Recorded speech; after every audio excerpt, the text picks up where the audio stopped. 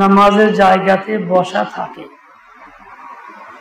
ততক্ষণ তার আমল নামায় পূর্ণ নামাজ পড়ার সওয়াব লেখা হয়। 1 ঘন্টা থাকলেও পুরো নামাজ সওয়াব লেখা হয়, 2 ঘন্টা থাকলেও তাই। আরেক নামাজের ওয়াক্ত আসা পর্যন্ত বসেই রয়েছে, তার আমল নামায় নামাজ পড়া সব লিখাই হইতেছে। সে হয়তো বিশেষ কোনো কাজে নেই, বসা আছে, ফেরেশতারা ব্যস্ত আমল লিখতে, সব লিখতে। কাজে এটা লাভজনক কাজ, নামাজের পরে নামাজ জায়গাতে বসে যাওয়া। পরিশ্রম নাই, সওয়াব আছে। বসে বসে ফ্যানের বাতাস খাইবেন, আরাম করবেন, এসে থাকলে আরো আরাম করবেন, সওয়াব ঠিকই পাইতে থাকবেন। মেহনত ছাড়া সওয়াব, পরিশ্রম ছাড়া বিনিময়। পৃথিবীর কোন নিজাম এরকম নাই। আল্লাহ তাআলা দুনিয়াতে অন্য কোনো জায়গাতে এই নিজাম রাখেন নাই যে মেহনত না করলেও দুনিয়া পাওয়া যাবে। এই জায়গাতে আছে। আল্লাহ পাক রব্বুল আলামিন আমাদেরকে আল্লাহ তাআলা বর্ণিত যে সওয়াব নেওয়ার ভোগ করার তৌফিক দান করেন, কাউকে মাহরুম না করেন।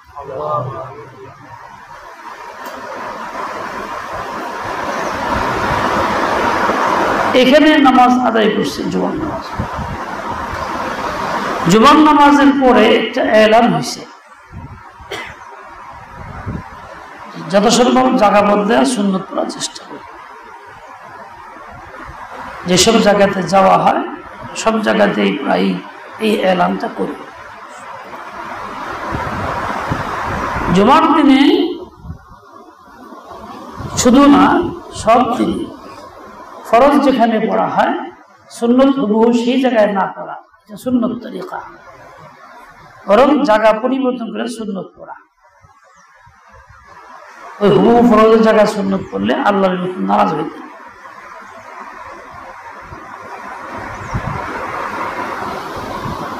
শুধু পুরুষের জন্য তা না, মহিলার জন্য।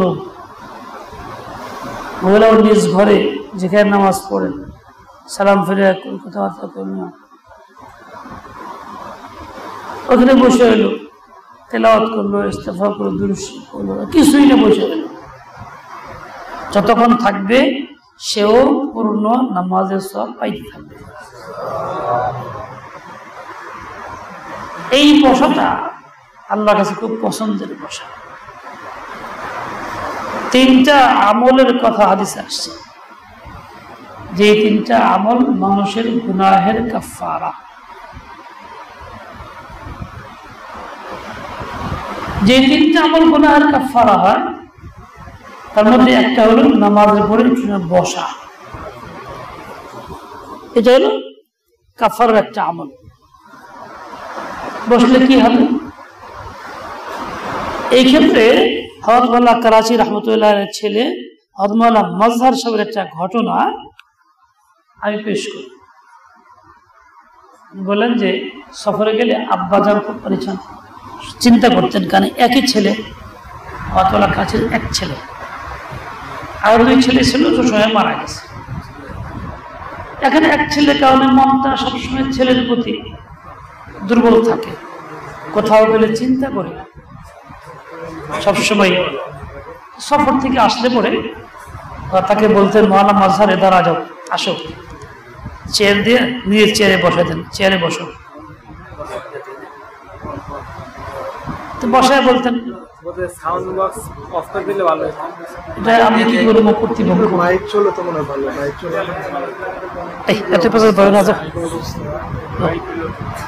আচ্ছা মনে হয় মিনি শোনা যাবে, তাই না? তাই তো ভালো, খামাখা পরেছেন, বন্ধ করে দাও।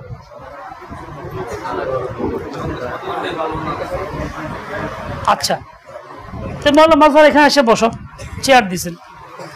হুজুরের চেয়ার ছেড়ে দিয়ে বলছেন এখানে বসো। হুজুর আরেক চেয়ারে বসছেন। কতক্ষণ পর আব্বা কি কাজ? বলে বসে থাকাই তোমার কাজ। আব্বা কি বলেন? বসে থাকো। বলে কি জন্য? বলে দেখো তুমি এতদিন সামনে ছিলে না, দেখি নাই, এখন তুই বসো, তোমার মনটা ভরে দেখি। ছেলেটাকে মনটা ভরে দেখার জন্য বসাইছেন। এটা বাবার তৃপ্তি। একই ছেলে সফরে ছিল, পরে আসছে, এখন মন ভরে দেখতেছে। আল্লাহ পাকের বান্দা বান্দী যারা নামাজ আদায় করে, আল্লাহ পাক রব্বুল আলামিন তাদের প্রতি সন্তুষ্ট হন। নামাজ পড়ে বসলে যেন এরকমই হয়, আল্লাহ যেন বলতেছেন বান্দা তুই বস, তোর একটু মনটা ভরে রহমতের নজর দেখি। এই জন্য বসলে গুনাহের কাফারা। কোন আমল থাক না থাক, এলান হোক না হোক, কোন কাজ থাক না থাক, নামাজ যেখানে পড়ি শেষ করে যাওয়ার আগে একটু বেশি বসি, হোক 5 মিনিট। জিরান্তি হইলো, জিরান্তি পর্যন্ত আমাদের দেশে ভাষা জিরান্তি কয়, দেশে কি কয়? বিশ্রাম। বিশ্রাম আরামও হইলো, কিন্তু একদম খালি না, পুঁজিও হইলো, সওয়াবও মিলবে। এখন নামাজের পরে ছটফট করে বের হয়ে যাব না, বসবো, কোন আমল থাক না থাক। কে কে রাজি আছি? কি খালি জুমার দিন? প্রতি ওয়াক্তে, সব ওয়াক্তে মনে থাকবো না ইনশাআল্লাহ? লাভটা কার? যে বসবো তার। বসবো না তার লাভ নাই। নিজের স্বার্থে, নিজের প্রয়োজনে বসবো ইনশাআল্লাহ। আল্লাহ পাক তৌফিক নসিব করেন, কাউকে মাহরুম না করেন। এখন বসা অবস্থায় কাজ কি হইতে পারে? আমি একটু দুরূদ শরীফ পড়লাম, তেলাওয়াত করলাম, দোয়া করলাম, হাত উঠায় বলতে থাকলাম, বা এমনিতেই তাসবিহ পড়লাম, তাও পারি না, চুপচাপ থাকলাম, তবু আল্লাহ পাকের রহমতের নজরে থাকলাম। এটাই আল্লাহ চান, পছন্দ করেন। আচ্ছা, আল্লাহর পছন্দের কাজ আমার পছন্দ হওয়া উচিত না? তাহলে ইনশাআল্লাহ তাআলা এখন থেকে এটা বসবো, চাই এলান হোক চাই নাই। এলান হয়েছে যে আলোচনা হবে মুখতাসার মাদ্রাসায়। আমি বললাম মাদ্রাসায় কেন? উনি বললেন যে জায়গা হইতো না, মানুষ বেশি। এখন দিয়ে বারান্দায় বসছে না, তো যা গেল কোনে মানুষ। আসলে এটা একটা আবেগ, না জানি কত মানুষ এনে গিয়ে বই গা, কিচ্ছু না। ওখানে গিয়ে বসলে এই সরটা পাইতাম না, নামাজ বসলে যে সরটা পাওয়া যায়, লসটা হইতো। আপনি মোর লসের বাটি ফেলাইতেন, এখন সে লসের বাটি নাই, এখন লাভের বাটি আছে, বুঝছেন তো? দ্বিতীয় কথা, আমি দু একটা সুন্নতের মুযাকারা আগে করি, তারপরে অন্য কথা। এই যে দাঁড়ায় নামাজ পড়লে খুতবা পড়লাম, এই মেম্বারের মধ্যে, মেম্বারের 3টা ধাপ সিঁড়ি সর্বনিম্ন। তৃতীয় ধাপে দাঁড়াইয়া খুতবা পড়া হলো সুন্নত তরিকা। দ্বিতীয় ধাপে দাঁড়াইলেও নামাজ হবে, 3 নম্বরটা দাঁড়ালে নামাজ হবে। নামাজ হইতে সমস্যা নেই, খুতবার তরিকা হলো তৃতীয়টা দাঁড়ানো। এমন সিস্টেম বানানো হয়েছে, এখন তৃতীয়টা দাঁড়ানোর কায়দা নাই, ভিতরে পড়ে গেছে গা, লাম্বা মানুষের মাথায় লাগবে। এই জন্য কর্তৃপক্ষের কাজ হলো এটাকে পরিবর্তন করা। জায়গা ছোট ছোট মসজিদ আকারে, ইচ্ছা করলে একটা কাছের ড্রয়ার সিস্টেম একটা বানানো যায়, মেম্বার, যেটা ধাক্কা দিয়ে ভাঁজ করে রাখলে গোছায়া থাকে, নামাজের জায়গাও খায় না, সমস্যাও হয় না। আর এইটাও বড় হয়ে গেছে, ইমাম সাহেব এখন এক পাশে দাঁড়াইতে হয়, মানে পুরা মেহরাবটার অর্ধেকের বেশি দখল করছে। এতে হয় কি, ইমাম এক পাশে দাঁড়ায়। সুন্নত তরিকা হলো মেহরাবের ঠিক মাঝখানে দাঁড়াবো ইমাম সাহেবের জন্য সুন্নত। এর দ্বারা এই সুন্নতটা আদায় হইতেছে না। এর জন্য কর্তৃপক্ষের কাজ হলো এটাকে সুন্নত মোতাবেক করার চেষ্টা করা, ইমাম সাহেব ঠিক মাঝখানে দাঁড়াইতে পারে। এটাই একান্ত রাখতে এত ছোট করে দেই, কিন্তু এর দ্বারা তৃতীয় ধাপে দাঁড়ানো যাবে না। আরেকটা হলো এই যে ওয়ালটা আছে, এই 2 ওয়ালের মাঝখানে মাঝামাঝি বড় দাঁড়াইতে পারবে না, বাইরে দাঁড়াই দিবে। ইমাম যদি মাঝখানে দাঁড়ায় তাহলে মাকরুহ তাহরিমি, ভিতরে দাঁড়ালে মসজিদ থেকে বেরিয়ে গেল। এই জন্য বাইরে আসতে হবে, ইমাম সাহেবের বডিটা এই ওয়ালের বাইরে থাকে। এই জন্য মেহরাব তৈরি করলে ওইভাবেই করতে হয়। আর এটা ওইভাবে হয় নাই, যদিও ইমাম সাহেব পিছিয়ে আসে দাঁড়াইতে হবে, কাতারটি পিছিয়ে করতে হবে, তাহলে ক্ষতিপূরণ সম্ভব, এমন সব খেয়াল রাখবেন, কর্তৃপক্ষ খেয়াল রাখবেন। যেখানেই মসজিদ তৈরি করি মন মতো কিছু তৈরি না করি, যোগ্য আলেম থেকে মাসআলা যাই না, সুন্নত মোতাবেক আমল ডাকি, ওইটা যাই না প্রয়োজন তৈরি করি, তাহলে সব কাজগুলি সহি তরিকায় হবে। মনে থাকবে না ইনশাআল্লাহ? তো বলছিলাম যে আমি এলান করছি জায়গা বদলে সুন্নত পড়ি। বেশিরভাগ জায়গায় আমাদের অবস্থা হলো এই, যেখানেই ফরজ ওখানেই সুন্নত, ওখানেই নফল, ওখানেই বেতের, সবকিছু একই জায়গায়। এটা আমাদের অভ্যাস হয়ে গেছে, সরতে ভালো লাগে না। অনেক সময় মসজিদ ভরা থাকলে সরাও যায় না, ঝামেলাও হয়। একদম মসজিদ ভরা থাকলেও ইচ্ছা করলে উপায় হয় যে আপনার জায়গায় আমি আসলাম, আমার জায়গায় আপনি গেলে, একটু পরিবর্তন হইল, ইচ্ছা করলে উপায় হয়। সুন্নত তরিকা হলো জায়গা বদলে সুন্নত পড়া। ইনশাআল্লাহ তাআলা আমরা এখান থেকে চালু করব, যাতে করে এই এলাকার অন্য সব জায়গাতে এই আমলটা ছড়ায়া যায়, সব জায়গায় জিন্দা হয়। পারবো না ইনশাআল্লাহ? কে কে পারবো? আল্লাহ পাক তৌফিক দেন, কবুল করুন।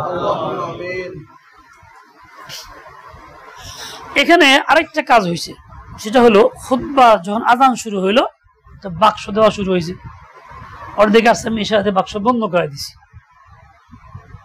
নামাজের পরে বলছি বাক্স দিয়ে দাও।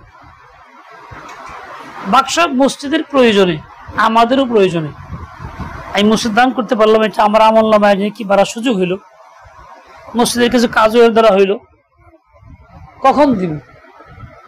না খুতবার সময়, না আযান চলাকালীন, না নামাজের পরে দোয়ার আগে, এরকম সময় দিব না, নিষেধ।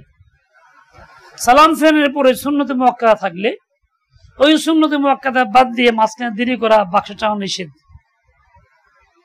সবচেয়ে উত্তম হবে, প্রয়োজনও আছে, খুতবার আজানের আগে বাক্সগুলি দিয়ে কাজ শেষ করে তারপরে আজান দিয়ে খুতবা শুরু করা, তাইলে আর কোনো ঝামেলা নাই, সবাই শরীক হইতেও পারলো আর আমরা ঝামেলাও করলাম না, সুন্নতের খেলাফও হইল না, গুনাহেও লিপ্তও হইলাম না। কথা বুঝে আসছে কিনা? কথা বুঝে আসছে আপনাদের? যেখানেই যে থাকি, যে মসজিদে আসি, আমলটা এভাবেই করবো যাতে সুন্নতের খেলাফ না হয়, গুনাহ না হয়। খুতবার সময় বুঝি আর না বুঝি ধ্যান করে খুতবা শোনা ওয়াজিব। ইমাম সাহেব কি বলেন আরবিতে, আমি হয়তো আরবি জানিই না, শব্দ হতে বুঝি না, তাও খেয়াল রাখতে হবে যে কি কয় দেই, শব্দটা বুঝি কিনা। এরকম ধ্যান করে আমাকে শুনতে হবে। ধ্যানে বাধা আসে এমন সব কাজ নিষিদ্ধ, গুনাহ। বাক্স চালাতে গেলে একজন দিব, আমি নিব, আবার পয়সা দিব, আবার সরে আরেকজন দিব, এতে এই মুহূর্তে খুতবা শোনা হবে কিনা? কথা কন না কেন? খুতবার জন্য বাধা হবে, এটা নিষেধ, গুনাহ। তো গুনাহের কাজ আমরা যেন না করি। মসজিদ গুনাহের জন্য না, গুনাহ ছাড়ার জন্য। গুনাহ করছি এ না, তোমাকে মাফ চাই, এ নাও যদি করিতে মাফ চামো কোনে গিয়া। কথা বুঝে আসছে? সব মনে থাকবে না? এক ভাই ভুল করতে পারে, আরেক ভাই মনে করাই দিব। সবাই সকলের মঙ্গল কামনা করি। দেখলাম যে এক ভাই দাঁড়ায় আছে দরজার মধ্যে, খুতবার আগে দিয়া, কি বা দাঁড়ায়, জায়গা নাই, পরে উনি বসছে। কি জন্য দাঁড়ায় জানি না, হয়তো এই জন্য দাঁড়াইছে, এর বসামু, ওরে সরামু, জায়গা দেবো, মানুষ আইলে ঝামেলা হইব, হ্যাঁ একটু ঠিকঠাক করবো, এরকম নিয়ত থাকতে পারে, কারো কারো থাকে এরকম স্বেচ্ছায়। হ্যাঁ, আসলে রেজাকার হয়েছে বাংলা রাজাকার, এই কামটা স্বেচ্ছায় যে করে তার নাম হলো রাজাকার। যদি এটা গালি হয়েছে, আসলে রেজাকার মানে কি? স্বেচ্ছা সেবক, যে ইচ্ছায় কোনো সেবা করে তার নাম কি? রেজাকার। বাংলা আজকাল রাজাকার। তো ওই লোক হলো রাজাকার, যে স্বেচ্ছায় কামটা করতে যাইতেছে। কিন্তু মনে রাখতে হবে, জুমার দিনে আজানের পরে এমন করে স্বেচ্ছাচারিতা করার অনুমতি নেই, যে আমি দাঁড়াই, তরতিব বানাই, আগে যাও, ওই পিছু যাও, ওই খাড়াও, ওই বসো, এরকম বলার অধিকার নাই, অনুমতি নাই। এটা গুনাহ। যদিও লোকটা নিজের আনন্দে ইচ্ছা করে করতেছে, ভালো নিয়তে, নিয়ত ভালো হইলে গেছে, কামটা খারাপ। বুঝাইতে পারলাম? বুঝতে পারছেন? তাহলে কাম কি? কাম হলো, আমার কাম হলো বসে থাকা, নামাজ পড়া, দোয়া করা, চুপ থাকা। যার কাম হয়ে জায়গা তালাশ করে নিব, যার দরকার সে জায়গা মতো গিয়ে বসবো, জায়গা তালাশ করে নিব। আমার কাম হলো, আমার কাম এইটা, আমি নামাজে আছি, দোয়ায় আছি, জিকির আছি, আমি ধ্যানে থাকবো, আমি দোয়ায় থাকবো, নাহলে চুপ থাকবো। কাজে মসজিদে আসার পরে মুতাওয়াল্লি সাহেব, সেক্রেটারি, সভাপতি, কারোর জন্য অনুমতি নাই এরকম কিছু একটা করার। এই মেয়ে আগে যাও, এই পিছিয়ে পাও, এই কাতার ঠিক করা, লাইন সোজা করা, খুতবার আগে বা নামাজের পরে বা আগে, নামাজের আগে দিয়া, এইসব তার জন্য অনুমতি নেই। চুপ থাকবে সবাই, যে আসবে সেই কি করবে, চুপ থাকবে, যার যার জায়গায় গিয়ে বসবো। আবার কেউ কেউ আছে আসে পিছনে, আজকে ওরকম দেখলাম, কিন্তু পিছনে আইসা সব ডাঙ্গায় কান্দের মধ্যে আইয়া এক জায়গায় এসে বসে বললো।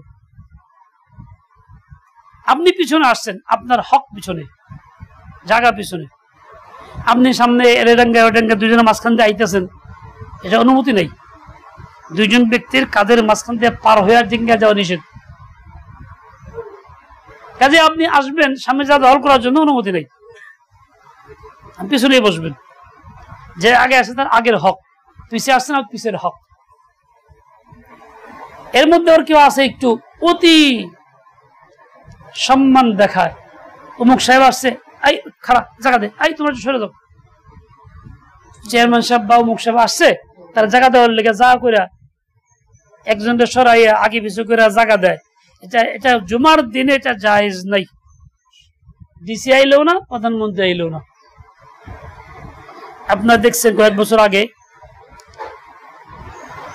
তুরস্কের প্রেসিডেন্ট জুমার মসজিদে গেছেন, জায়গা নাই, ওই জুতার এখানে নামাজ পড়ছে। দেখছেন কেউ? কেন? হয়তো নেটে দিয়ে দিছিল। হ্যাঁ, ওই সাক্ষী একজন আছে, দেখছে, গার্ডম্যান ছবি আইসে, জায়গা নাই, না খবরদার নিষেধ, ওইখানে জুতা রাখেন, জুতা ছাড়া। কেন? উনি জানে আল্লাহর হুকুম এরকম, রসুলের তরিকা এরকম, এই জন্য কারো উঠতেও দেয় নাই, ওঠায়ও নাই, হাফেজ কোরআন।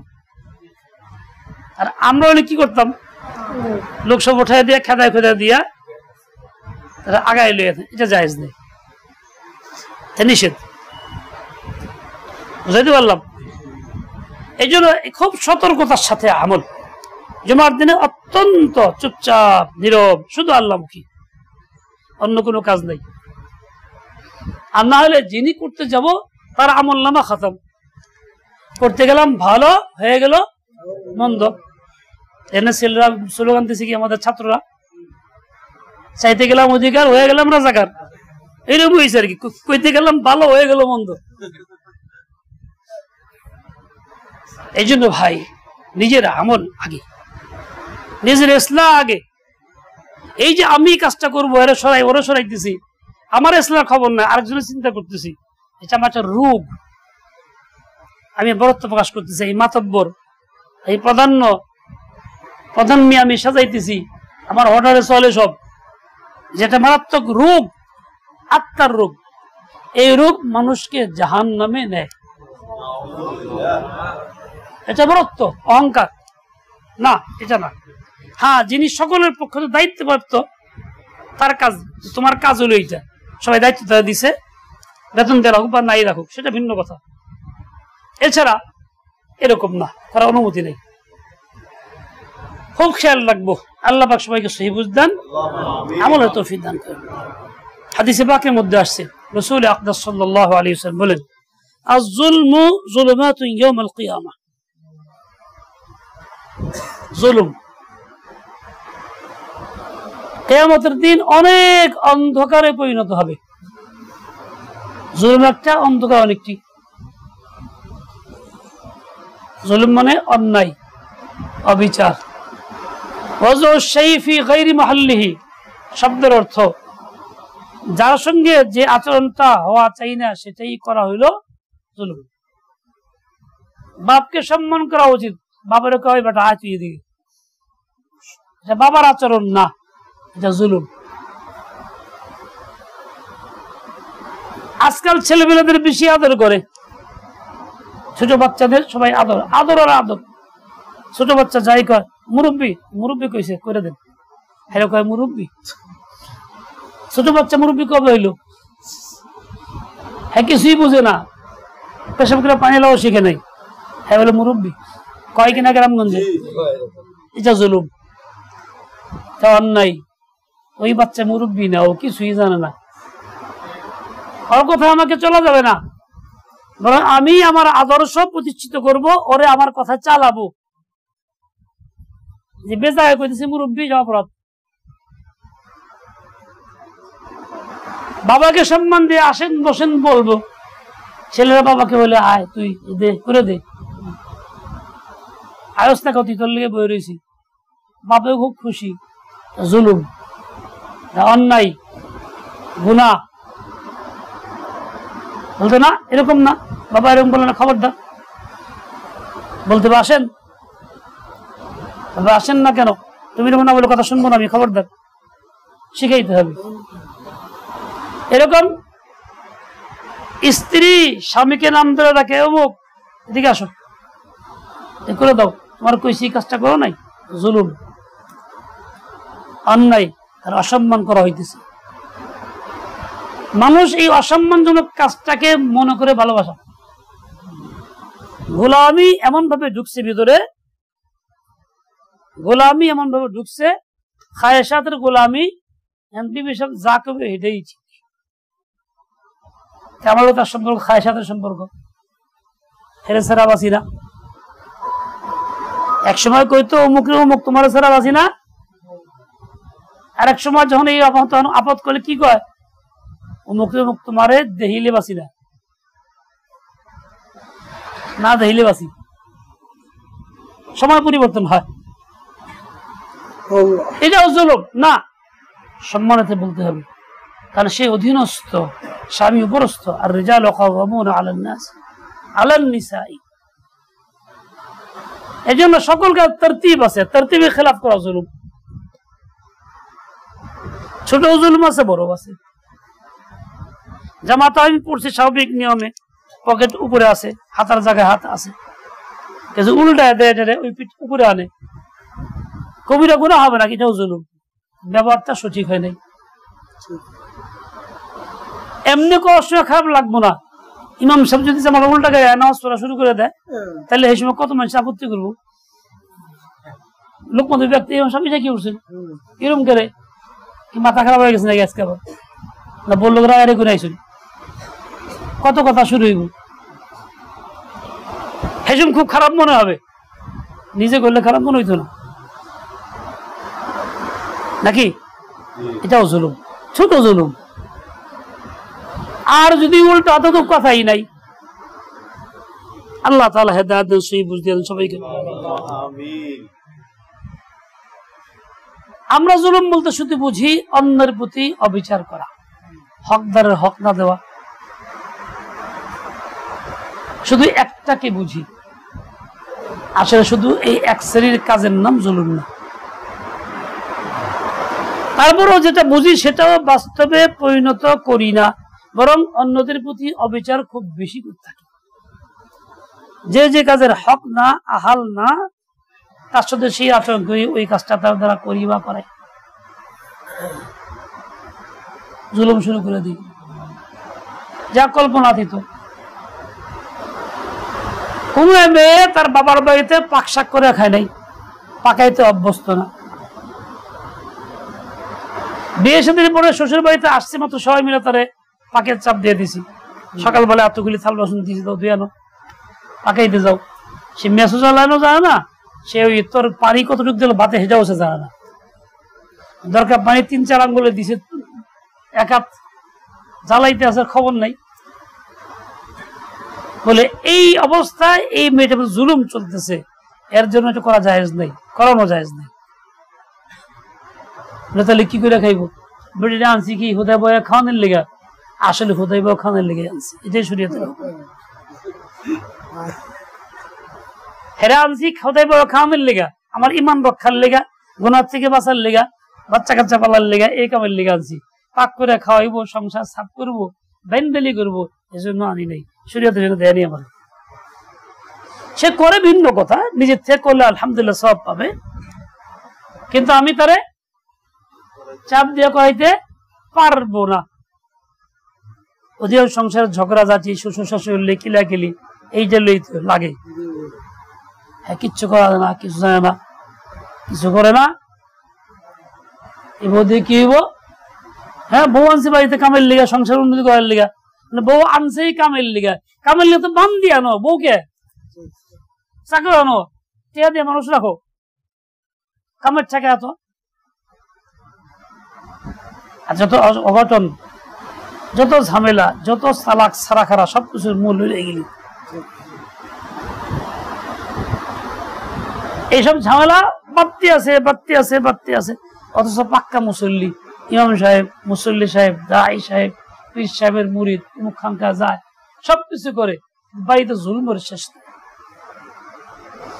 এগুলিকে জুলুম মনে করা হয় না, এটাকে মনে হয় উল্টা অধিকার, আমি পামু, আমারটা করে না কেন, উল্টা অধিকার মনে করা হয়, সম্পূর্ণ উল্টা, মেজাজ নষ্ট হয়ে গেছে আমাকে সবারই, ইল্লা মাশা আল্লাহ। ও ভাই, এই যে আমরা জুলুম করতেছি, এর জন্য কিন্তু জুলুমাতুন, কিয়ামতের মধ্যে অনেক অন্ধকার তৈরি হবে ওর জন্য। করছি একটা হবে তিনটা, এক অন্যায় তিন শাস্তি, এসব কিছু হবে। আর এছাড়া যদি অন্যদের সঙ্গে আচরণগুলি এরকম হয়, তাহলে তো কথাই নেই। এক বেটা আরেক বেটা জমিন থেকে চারের মধ্যে হলে কেন, এটা যেমন জুলুম। ফসল বুনছে, ফসলের উপর দিয়ে যায়, আচ্ছা রাস্তা বানাইতেছে, এটাও জুলুম। গরু ছেড়ে দিয়ে হেলপেটে ফসল খাওয়ায় হেলায়, এটাও জুলুম। আরেক বেটার পুকুরের মাছ দেখতে ভালো লাগে না, বিষ দিয়ে মাছ মেরে হেলাইছে, এটাও জুলুম। হেতে এক ফোঁটা মারছে, কিন্তু তার তো সবই শেষ, চালান শেষ, এটাও জুলুম। একজন কাজে লাগছে, বন্ধু বান্ধব ডাক দিয়ে না, হেরে তো মারছে, বাপ দাদা 14 গোষ্ঠীতে মার দিয়ে গেছে, এটাও কি জুলুম। কাজে লাগছে একজনের লগে, তুই না হয় একজনই বিচার দেয় কর, বুঝছিস তোমার কেমনে? এক দেবের তোর কেউ তোকে লাগছে, ভাড়া নিয়ে ঝামেলা হয়েছে, বা কন্ট্রাক্টর লাগে হেতু গেছে গাড়ি, হেতু মেয়েরা রাস্তা যে কটা পাই ব্যাকটেরিয়া ভাঙছে, যাও কি জুলুম। কার বোঝা কার ঘরে চাপাইলো? এই যে আমরা হুজুগে চলতেছি, জুলুম করে আসতেছি, নামাজ কালাম পড়ি, বড় বড় কথা কই, হজ করি, উমরা করি, সবই করি, রাস্তায় কোথাও একজন উল্টো পাল্টা করছে, যার কথা রাস্তা গন্ডগোল লাগছে, রাস্তা বন্ধ হয়ে গেছে, তার ড্রাইভার তো কই ব্যক্তি লাগা আসলে, বাকিরা প্যাসেঞ্জারও সমর্থ থাকে, লাগা লাগা, যে ব্যক্তি লাগা আসলে, এটা কি না? এটা অন্যায়, এটা অন্যায়, এটাও জুলুম। যত বড় সবই জুলুম, জুলুম, জুলুম চলতেছে। দাবি হইল জান্নাতের আশাবাদী, জান্নাতের পথের পথিক, দাবি হইল মুত্তাকি, দাবি হইল অমুক তমুক, চলতেছে জুলুম। আর জুলম জুলুমাতুন ইয়াউমাল কিয়ামাহ, এর দ্বারা হইতেছে কি, অনেক সংখ্যক লোক মজলুম হইতেছে, অনেক সংখ্যক, অনেক নারী, অনেক পুরুষ মজলুম হইতেছে। আর মজলুমদের ফরিয়াদ, তাদের তাদের মনের দুঃখ বেদনাটা এতই তো কঠিন, তীরের মতো আল্লাহর কাছে গিয়ে লাগে। আল্লাহ তাআলা মজলুমের পক্ষে সাহায্য পাঠায় দেন, জালেম সাতিয়ানা আসা ধ্বংস হয়, ক্ষতি হয়, ক্ষতি হয়। জালেম বুঝতে পারে না কি জন্য কি হইল, বোঝার আগেই কাম শেষ। কেন হয়েছে? আল্লাহর ফয়সালা হয়েছে, মজলুমের আহের কারণ হয়েছে, বদদুয়ার কারণ হয়েছে। জালেম কয় আমি তো কোনো অপরাধ করি নাই। কোন এক লোক, নামও জানি, খুব সুদর্শন মানুষ, দেহ খুব ফিটফাট, টকটকা সুন্দর, এই লোকটা খুব জুলুম করছে। সরকার দলীয় লোক, কমিশনার, এরা ধরে আইনা বাইন্দা মারে, ওরা ধরে বাইন্দা মারে, অযথাই অমুক দলের লোক, ওরা আইনা 200 মাইল 10 লাখ দে না দে মারি হলাইব, কেউ কিছু বলার নাই, রাজত্ব করছে জুলুমের। এরকম বহু মানুষ জুলুম করছে। একদিন আসছে বাইরে থেকে, মার্কেট থেকে আসছে, ঘরে যুক্ত সিঁড়ির মধ্যে পড়ে গেছে, ভাল লাগে না, পড়ে গিয়ে সাথে সাথেই 2 চোখ অন্ধ।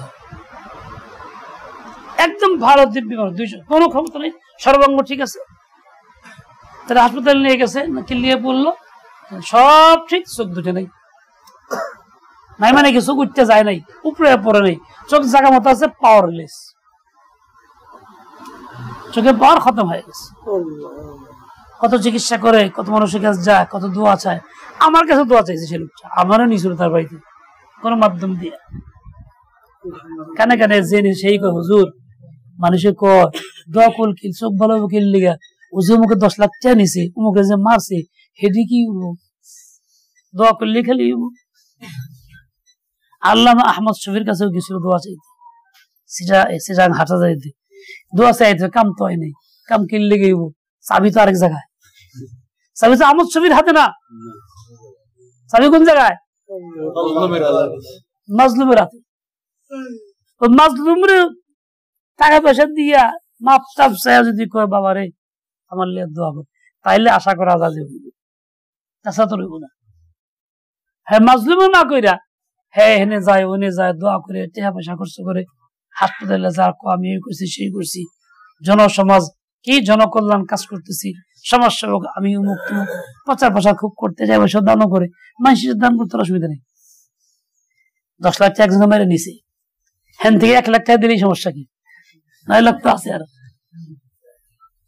মানুষ দেখলো বিরাট সমাজ সেবক, কিন্তু আসলে কাটিহা আরেকবার টিহা, এই জন্য কাম হয় না। বনী ইসরাইলের এক আবিদ হাকিলুল মাদার হযরত মাওলানা ইরশাদ রাব্বানি আছে, ইরশাদ রাব্বানির মধ্যে এই ঘটনাটা আছে। এক বেচারা মাছ বেচে বাজারে, আমেল মানুষ, আমলদার মানুষ, নেককার আবেদ মানুষ, মাছ বেচতে গেছে। আলেক তখনকার পুলিশের লোক, ও মাছ কিনতে গেছে, দাম জিজ্ঞেস করছে কত, বেটা কইছে এত, এর কাছে মনের দাম খুব বেশি আছে, মাছ গরম হয়ে গেছে, ধমক তো মাছটা লয়ে এসে চেয়ে পাশে দাঁড়াই, চেয়ে ছাড়াই মাছ লয়ে গেছে গা। বিবিরে কইছে মাছটা কোটো সুন্দর করে কাটতে কাটতে ভাজো, আমি গোসল করে আইতেছি, খাইয়া অফিসে যাবো। বিবিও তার কথা অনুযায়ী মাছ সুন্দর করে কাটতে কাটতে কাটতে মাথাটা আলাদা করে ভাজ্যা ভোনা করে প্লেটের মধ্যে হাজির করছে। নদীর থেকে গোসল করে আইছে, আয়া খাইতে যেই গেছে এই ভুনা মাছের মাথা হেরা আঁকড়ে কামড় দিছে। মাছের প্রাণ নাই, জান নাই, তা পুরা দেহ নাই, খালি মাথাটুকু আলাদা, এটা এর কি করছে কামড় দিছে। কামড় দিছে পরে ব্যথা শুরু হয়েছে, চিৎকার চিৎকার চিৎকার চিৎকার, ভালো হয় না ভালো হয় না, দিন যায় বাড়ে দিন যায় বাড়ে, আঙ্গুল পচে গেছে, কাজ চালাইছে, আরো বাড়তেছে, পচে এটাও কাজ চালায়, এনতে পচে এনতে কাজ চালাইছে, এই পর্যন্ত কাজ চালাইছে, খালি পছন্দ বাড়তে আছে, ভালো আর হয় না। এখন সমস্যাটা সমাধান কেমনে হবে? বনী ইসরাইল আরামদের কাছে বলছে হুজুর এই অবস্থা, আমার দোয়া করেন। বলে মিয়া নিশ্চয় কোন মজলুমের বদ্দুয়া আপনার প্রতি আছে, ওই মজলুমকে রাজি করো, তাহলে ভালো হইবা। হ্যাঁ ঠিকই, আমি একজনের থেকে এরকম মাজলুমকে রাখাইছিলাম, এই মাছে কামড় দিছে, কথা তার কাছে যাও, তার কাছে গেছে, টাকা পয়সা দাম টাম দিয়ে মাফ চাইয়া কইছে ভাই আজকে আমি বিপদে আছি, যে হাতটা কেটে হলাই দিছি, আমার লেগে একটু আল্লাহ দোয়া করে দেন। তখন সে টাকা পয়সা পায় খুশি, আল্লাহকে দোয়া করছে, আল্লাহ টাকা পাইছি ফেরত, আমার দায় দাবি নাই, তুমি এর মাফ করে দাও, হাত ভালো করে দাও। ওই লোক দোয়া করে হাত নামানোর আগেই আল্লাহ পাক তাকে সম্পূর্ণ হাত ফেরত দিয়ে দিছে। তাহলে এটা কার দোয়ায় হয়েছে? মজলুমের আহে হাত পড়ছিল, মজুদয় হাত ভালো হয়েছে। এখানে জালেমের কৃতিত্ব কিছু নাই, জালেমের কৃতিত্ব এতটুকু সে গিয়ে অনুশোচনা করছে, মাপ চাইছে, চেয়া দিছে, হক আদায় করছে। হকদারে হক আদায় করলে পরে মাপ পাওয়া যায়, আদায় না করলে জুলুম হয়, মাপ পাওয়া যায় না। আমরা আজকে জুলুম কইরা পার পেয়ে যাবে চাইতেছি পানি। মাজলুমের কাছ থেকে সমাধান চাইতেছি না, জোর করেই যেমন সমাধান নিবার চাইতেছি। সমাধান কি জোর করে নেওয়া যায়? মনের কি জোর করলে মিটা যায়? মনের দুঃখ কি জোর করলে এটা দূর হয়ে যায়?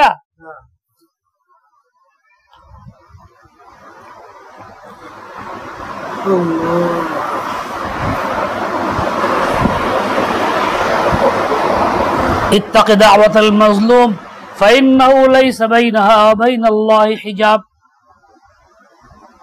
যা কিছু ঘটতেছে আমাদের চারপাশে, জুলুম চলতেছে, আমরাও কোনো না কোনো প্রকারের জুলুমের মধ্যে আছি, কেউ ঘরে, কেউ বাইরে, কেউ সমাজে, কেউ রাষ্ট্রীয় পর্যায়ে। এইসব জুলুমেরই প্রতিকার আমাকে করতে হবে, নিজেকে মিটাইয়া দিয়া, মাজলুমের কাছে হাত জোর কইরা আর হক আদায় কইরা তার থেকে ক্ষমা চাই নিয়া, জোর করে না। কিন্তু আমরা বিকল্প ভিন্ন পথে চলছি। দুনিয়ার মধ্যে জোর জবরদস্তি কইরা যেমন টেহা আদায় করুন যায়, তাই বলে কি হালাল হয়ে যায়? রাসূল আকরাম সাল্লাল্লাহু আলাইহি ওয়াসাল্লাম বলছেন, আমার কাছে জোর করে বিচার আসে, দুই পক্ষের হইতে পারে, এক পক্ষ চাপাবাজ,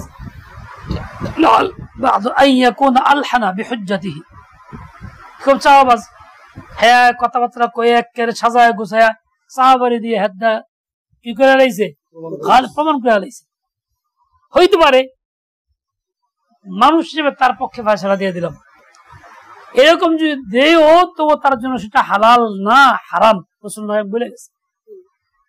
বিচারক যদি কারো পক্ষে এরকম ভাবে উল্টা রায় দিয়েও দেয় তো কি হয় না, হালাল হয় না, হারামই থাকে। আমাকে স্ত্রীকে মহর দিছে, পুরাপুরি মহর দিছে, গন্ডগোলের পরে সরাসরি পরে স্ত্রীকে মহর দেয় নাই, 10 জন মিলে স্ত্রীর পক্ষে গিয়া ফয়সালা করলো, ফিরে মহর দাও, আবার দিল, স্ত্রীর চেহারা পুরা বাক্যে পাইলো, তার জন্য হালাল না হারাম? সম্পদ তার জন্য হারাম। যদিও 10 জন মিল্লা দিছে, যদি বেচারা স্বীকার করছে হওয়া দিলাম, উপায় নাই, বিচার মামলা লাগতেছে, তবুও কি এটা জুলুম, এটা হারাম। ওই টাকা খাইয়া ইবাদত করবা, নামাজ পড়বা, দোয়া করবা, কবুল হইব এই আশা করবে না। ওই টাকা খাইবা, হারাম রক্ত তৈরি হবে, হারাম রক্তের কারণে মানসিকতা হারাম তৈরি হবে, খারাপ চিন্তা চেতনা গালেব হবে, নিজের নফসকে ধ্বংসের মুখে ফেলে দিবা, গুনাহের কাজে লিপ্ত হইবা, এটা হইব, ভালো কিছু হইব না। এভাবে জিন্দেগি বরবাদ হবে। এই জন্য খুব সাবধান, দুনিয়াতে জালেম হয়ে না থাকি, মাজলুম হয়ে থাকি। ইচ্ছাকৃত মাজলুম হওয়া না, অনিচ্ছায়। আর জুলুম তো করাই না, এই জন্য জালেম হয়ে না থাকি। দেখেন হাদিসের মধ্যে কি আসছে, আনসুর আখাকা যালিমান আও মাজলুমান, তোর ভাইয়ের সাহায্য করো, সে জালেম হোক কিংবা মাজলুম হোক। জালেম হলে সাহায্য করো, মাজলুম হলেও করো। জালেমের সাহায্য কেমনে করবা, তার পক্ষে গিয়ে কিলাকিলি করবা, মারবা, তাই না, তাকে ফেরাও, বিরত রাখো, হাই পারিস না, তাকে সরাই লিয়ে যাও, হাই বেটা তুই হ্যাঁ খামাখা ছেড়ে মানুষ করলি, তারা সরাই দাও। মাজলুমের বাঁচাও, তার পক্ষে কথা বলো।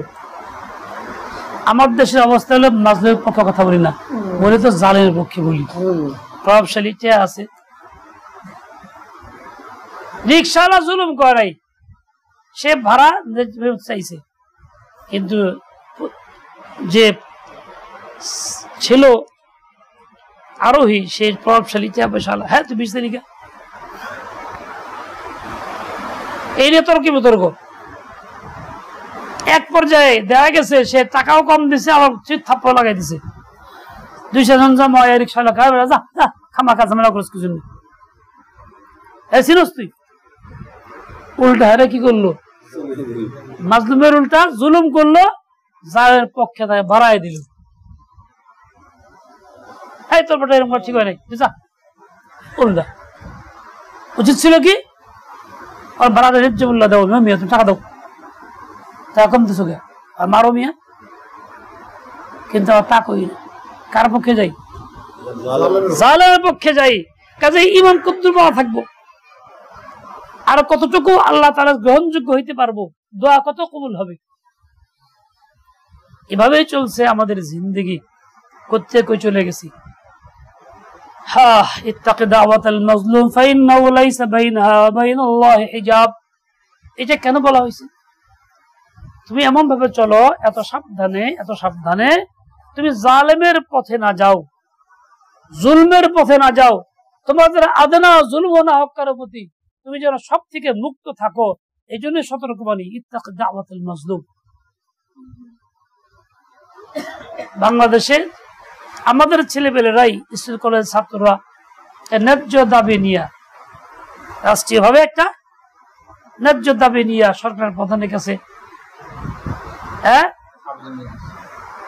এরপরে যা হওয়ার তো হয়েছে কি উল্টা, আরো রাজাকারের সন্তানরা সব মেধা, তোরা আমাকে মেধা নাই, গালিগালাজ করে দিছে। ফল কি হয়েছে?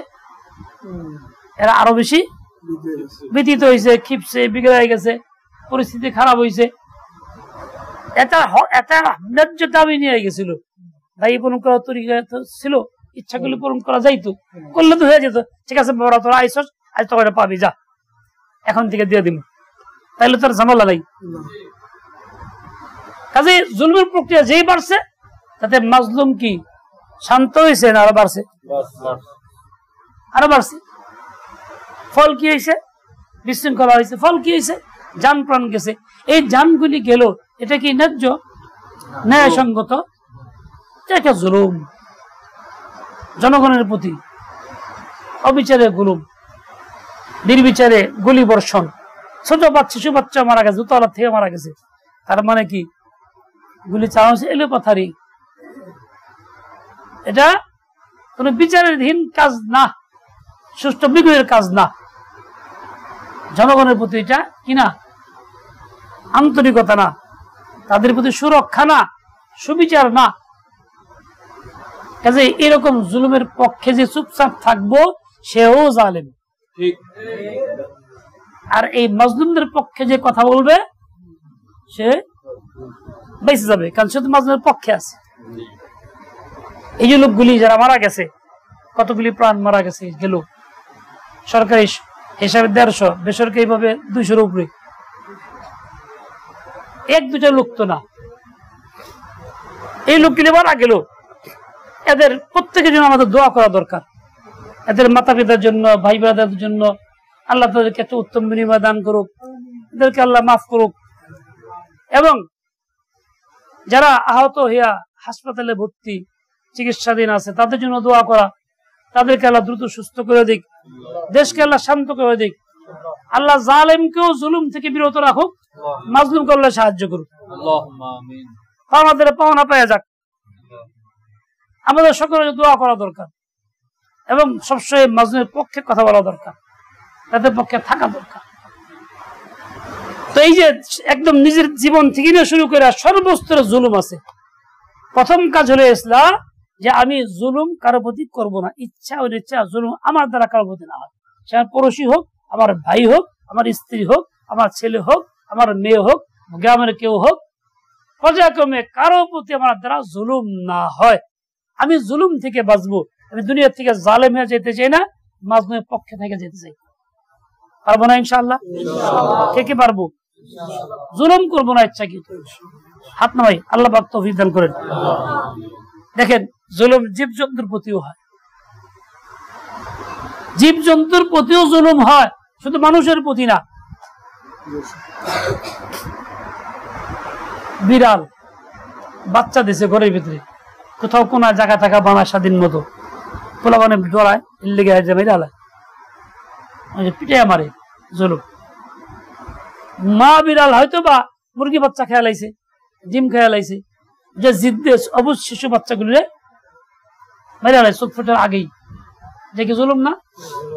এই বাচ্চা কি করছে? এটা আমরা জুলুম মনে করি না, ফেলে দেয়, টুকুর কাছে নিয়ে দেয়, মারাত্মক জুলুম। কত নিরাশ্রয়, তোমার ঘরে এক জায়গায় আছে, কি করতে তোমার করছে? তা প্রাণ তুমি শেষ করে দিলা, জব কি দিবা?